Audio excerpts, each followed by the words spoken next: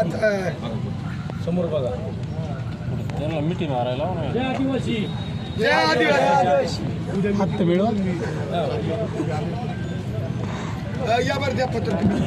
या ठिकाणी मुरबाड तालुक्यामधून या ठिकाणी श्रमिक मुक्ती संघटना ज्यांनी काळू धरण थांबवला त्या श्रमिक मुक्ती संघटनेचे पदाधिकारी या ठिकाणी उपस्थित आहेत. त्यांच्याकडूनही या ठिकाणी निवेदन देण्यात येत आहे. गणपतजी मेंगल साहेब असेल, मुरबाड तालुका या ठिकाणी बिरसा ब्रिगेड अध्यक्ष गणपत शेळकंदे यांच्याकडूनही या ठिकाणी त्या सुरज भाऊच्या आपल्या ह्या उपोषणाला या ठिकाणी पाठिंबा दिला जात आहे.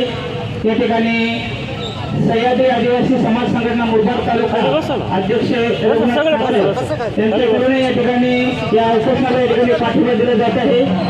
या ठिकाणी बसा तुम्ही इथं खाली बसून बोला त्यांच्या पुढून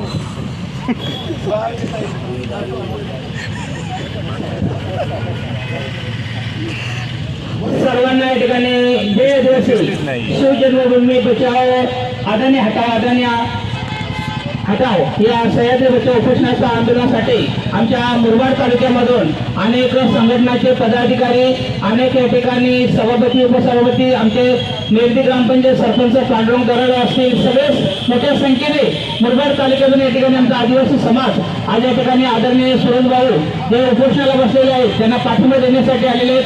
कालच आमचे आपण ज्याला आदिवासी वादळ बोलतो ते आदरणीय देवराम लांडे साहेब आमच्या बोरांडे गावाला आले. त्या ठिकाणी तहसीलदार अभिजित देशमुख यांच्याशी भरपूर अशी चर्चा केली. 9 ऑगस्ट आदिवासी दिन साजरा झाला आणि त्या 9 ऑगस्ट आदिवासी दिनाच्या त्या प्रस्तावित भाषणामध्ये मी स्वतः मुरबाड तालुका अध्यक्ष रघुनाथ ठाकर यांनी तहसीलदार असतील, त्या ठिकाणचे आमदार किसन कतोरे असतील, त्या ठिकाणी उपाध्यक्ष जिल्हा परिषदचे सुभाष पवार असतील यांना आम्ही स्पष्ट सांगितलं की संपूर्ण आमचा आदिवासी समाज हा जो काही अदानीचा जो काही वीज प्रकल्प होत आहे त्याला 100% या ठिकाणी आमच्या मुरबाड तालुक्यामधून विरोध आहे असं त्यांनी सांगितलं आणि या ठिकाणी तो कोणत्याही परिस्थितीत होऊ देणार नाही अशा प्रकारची घोषणा सुद्धा मुरबाड तालुक्याच्या आदिवासी समाजाच्या वतीने या ठिकाणी केलेली आहे.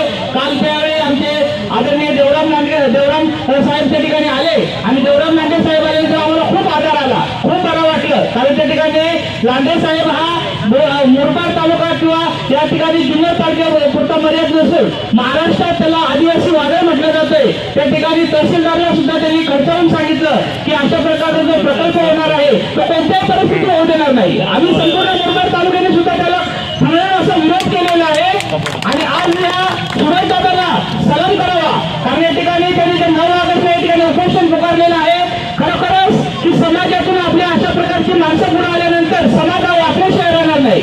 या ठिकाणी जसं सांगितलं की देवराम असतील आमचे दादा असतील हे या ठिकाणी जरी राजकारणाने वेगळे असतील तरी समाजासाठी मात्र एकत्र या ठिकाणी आलेलं आहे आणि समाजासाठी एकत्र आलोच पाहिजे तर आपला समाज वाचणार आहे.